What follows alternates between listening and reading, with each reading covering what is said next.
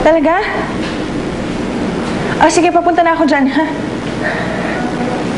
Uwi ka na? Si ate tumawag. Inurong na daw ni Gwen ang kaso. Makakalabas na siya. Ibig sabihin, di na maulit to? Hindi na. Bayad na ako sa susunod? Ginawa ko lang to para pambayad sa'yo. Tapos na ako sa trabahong to. Kailan pa? Simula na magdesisyon ako magbagong buhay. Hindi ganun kadali yun. Lalo na sa katulad mo.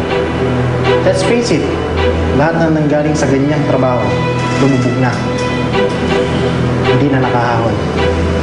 Ibahin mo ako. Ako kakayanin ko.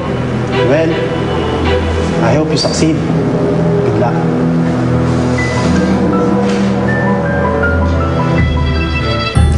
O, ito pangako ko sa'yo. Wow! Kapal, ah.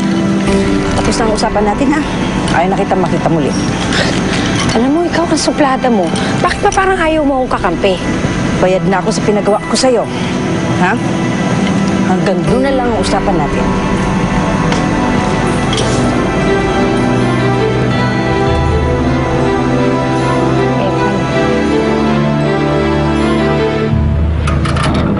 Wala pa ba si Ninyo?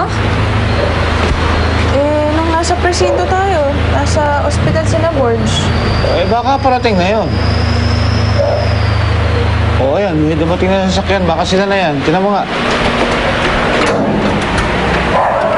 Oh, ito na pala eh. Oo, ayan na pala eh. Hello!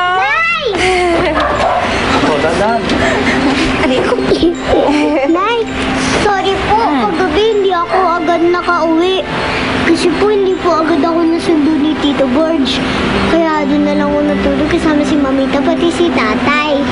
Okay lang. Sige, Helen, wala na ako, ha? Sir, sige po. Salamat, Borge. Sa ingat. Sige, thank you po. Sige. Ayan, gate. Ika nga, alika dito. Ano, kwentuhan mo naman si nanay.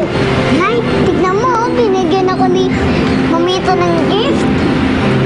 Nag-thank you po ako sa kanya. Tapos sinakap ko po siya.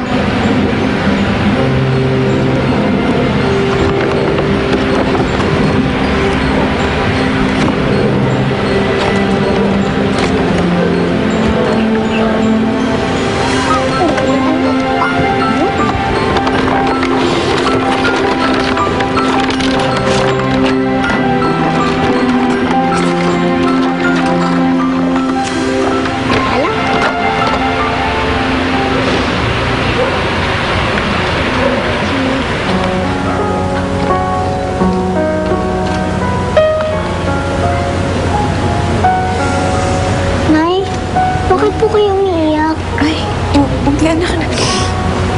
Namiss lang kita. Love you, Nay. I love you too, anak.